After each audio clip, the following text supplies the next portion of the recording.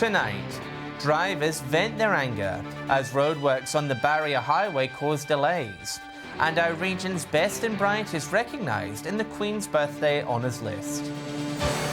From our 7 Spencer Golf Studios, your nightly news with John Hunt begins now. Good evening. Thanks for your company this Public Holiday Monday. First tonight, if you were stuck at roadworks on the Barrier Highway this long weekend, you should get used to it.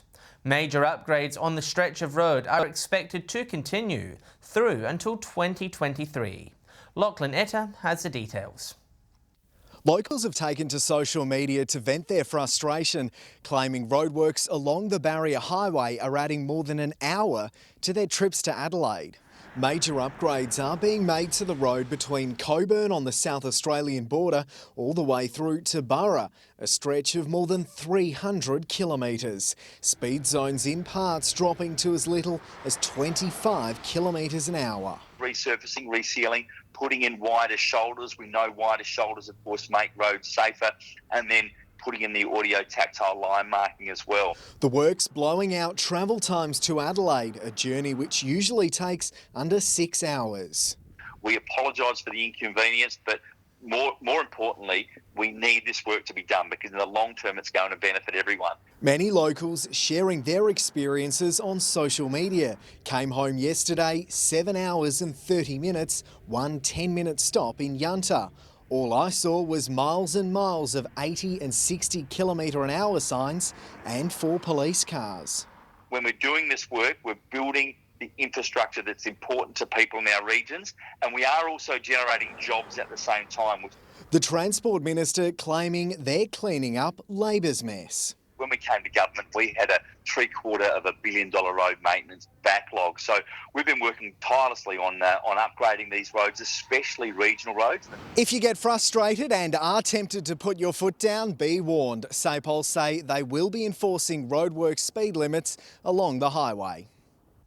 2 people have been arrested following an alleged assault in Port Pirie on Saturday night.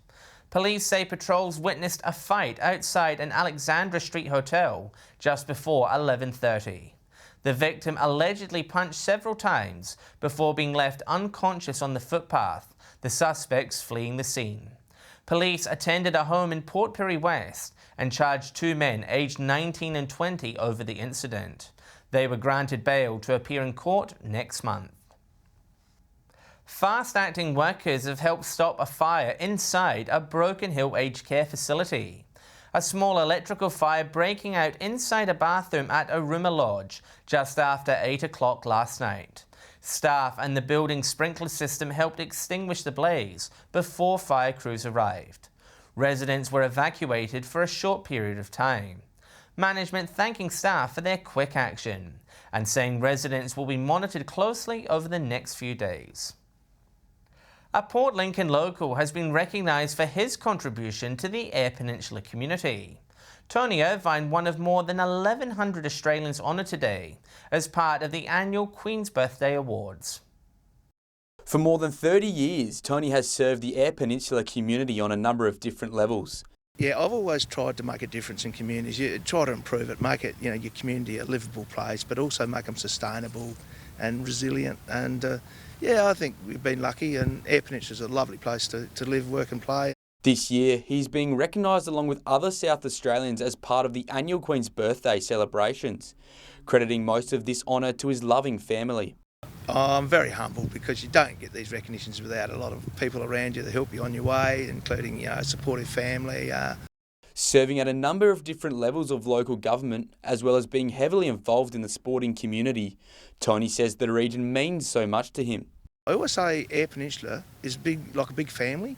If something happens to your family, everybody gels behind you, gets in and helps, and that's what I'm really proud about, is how we stick together and become very resilient, whether it's drought, whether it's personal trauma, whatever it is, we tend to really come together and help one another. While there are many highlights over his time, one sticks out for him. And I think the other highlight is that the people, the good, genuine people that I've worked with, and become lifelong friends with a lot of them. The investiture will be held at Government House later in the year, where Tony will receive his medal from the Governor. Tony is urging young people to make the step and be involved in the local community on a volunteering basis. And I'd encourage all young people where they can volunteer and do that and step up to leadership positions.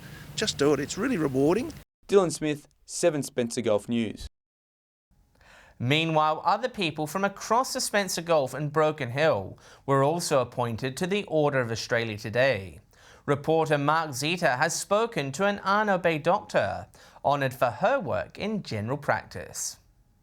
An Arno Bay doctor is one of thousands of Australians who were recognised in today's Queen's Birthdays Honours list for her service in the medical field. Dr. Betsy Williams, who moved to the Eyre Peninsula from Canada, is working with the Nyara Aboriginal Health Service as a general practitioner. She says bringing Indigenous Australians high-quality medical care is important to her. There are many different types of groups of people, and they all have different cultural backgrounds, and it's all a very fascinating experience because it isn't the same. Dr. Williams has also worked in Africa and in Cambodia. So I've done things like teach medical sort of subjects to the kids. A lot of them have no idea what's in their bodies. She's thankful for being recognised in today's honours list. I'm very thrilled, and I feel very honoured, and I don't know what else to say. I never thought anything like this would ever happen. Others also gaining recognition. Former Port Augusta Mayor and current Mount Remarkable CEO Sam Johnson also honoured. He was awarded an OAM for services to local government and the community. Over in Broken Hill, a lifelong volunteer was awarded an Order of Australia. Sandra Herring has been part of the cadet wing of St John's Ambulance Service since 1969. I just feel really humble. It wasn't expected at all. She is motivated by her passion to help people and also support local youth. I just love working with the youth, and I love seeing people prosper, and I love seeing where they end up later on in their life. Ms Herring was also named Broken Hill Citizen of the Year last year as another recognition for her selfless service to the city. Still to come tonight, Broken Hill women encouraged to consider a career in politics. And the latest learning technology comes to a Whyalla High School.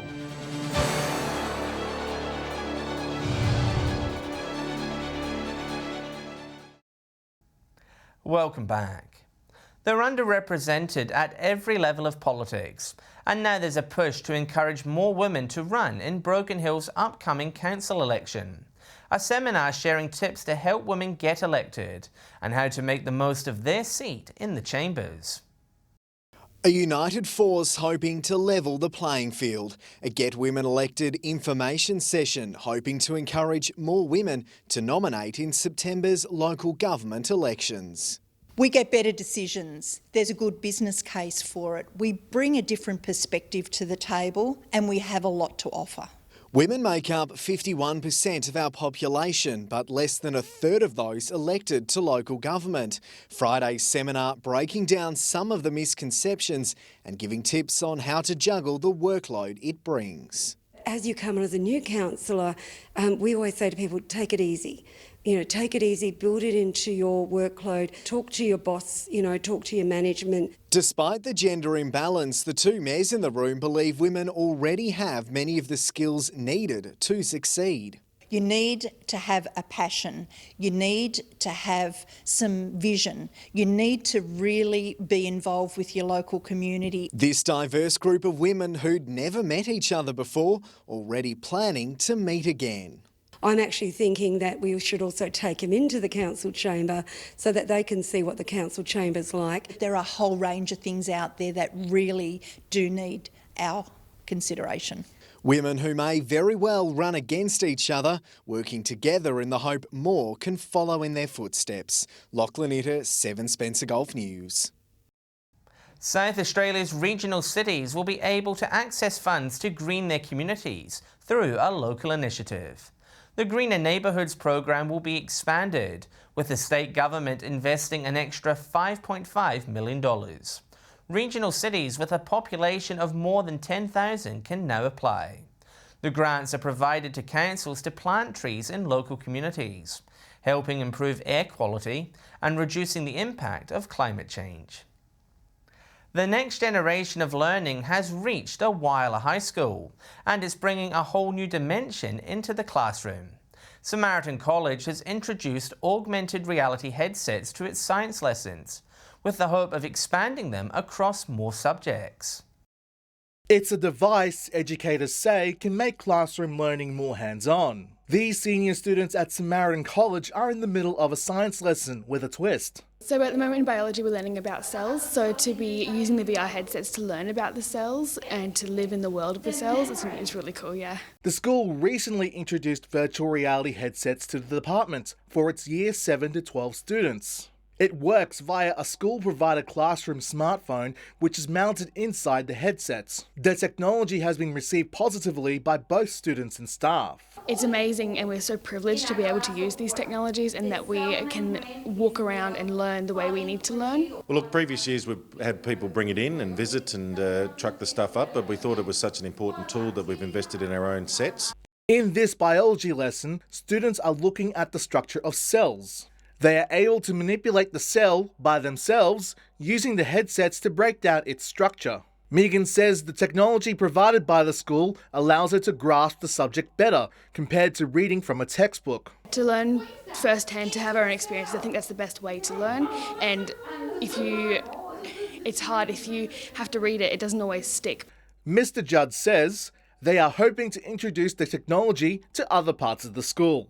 It's a really worthwhile investment and all subjects have the opportunity to take advantage of it. Mark Zita, 7 Spencer Golf News. With the South Australian Government weeks away from delivering its budget, we're getting a taste of what to expect. $18.7 million has been allocated to the agriculture industry to help grow the sector. The Emergency Water Infrastructure Rebate Scheme will go through another round, while increasing efficiency will also be a focus. $4.4 million will also fund the Drought Hub project, which will set up an office in Port Augusta. Stay with us. A Port Lincoln car dealership celebrates the end of a 90-year partnership. And Wireless Rec Centre now more disability friendly.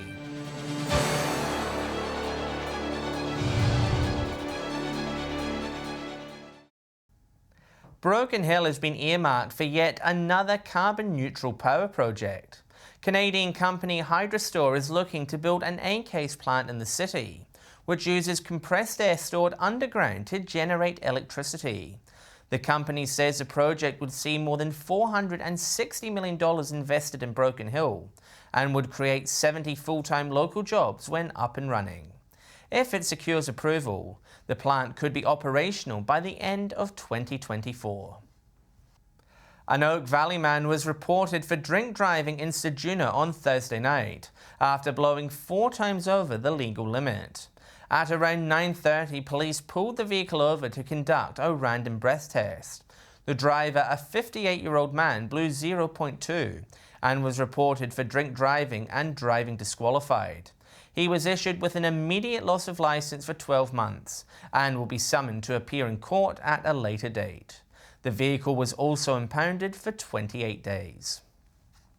Port Lincoln's car community has come together to celebrate the end of an iconic 90-year-old partnership. Hundreds gathered at Port Lincoln City Motors to farewell a much-loved Australian brand, which is being retired. Revving their engines for the last time. Holden lovers gathered together on Friday afternoon to pay tribute to the locally built brand, which has been retired. For me, it's like end of an era. I'm a devoted Holden man. Love me Holdens, have done for years. It was a sad day for past and current employees of City Motors, the car yard, a General Motors and Holden dealer since the mid-1930s. It is a sad day in the sense that, there's, again, like I said earlier, a big, strong affiliation that the product has with the Australian community and especially the Eyre Peninsula as well. The iconic signage coming down this week, putting a full stop on the partnership. However, the dealership is staying on as a Holden servicing and parts centre for the next 9 years. There's a long, proud history the dealership has with Holden. It dates back to effectively 1936 when Ace Autos, the original business owner, started as a Chevrolet dealer. Port Lincoln locals getting a glimpse of the vintage cars. Australian made, supporting local, workers and stuff like that. It's really good family business. Many making the most of the festivities. So I guess the connection that the Australian community and the Australian people have with the Holden product and the Holden brand. It's such a long-standing relationship they have, dating back to the late 1948, the first Holden was built. Also taking the opportunity to share stories. A few more photos and reminisce with some old friends. Dylan Smith, 7 Spencer Gulf News. Access at the Whyalla Leisure Centre has now been made easier thanks to an upgrade by City Council. A new walkway and extra accessible parking spaces have been built at the Recreation Centre's car park. The council hopes the upgrades will make it easier for people with mobility issues and those who use wheelchairs to enter the building. Council says the Recreation Centre is often used by people who need rehabilitation or treatment for their injuries. Stay with us after the break. I'll have the details on what you can expect in the weather this week. That's coming up next on 7 Spencer Gulf News.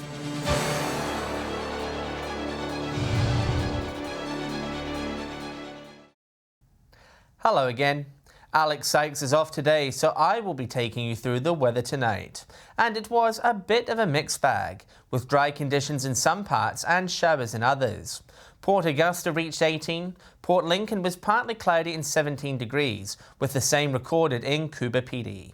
A shower or two in Port Pirie reaching 21 degrees, 19 in Kadina, Cleve and Whyalla.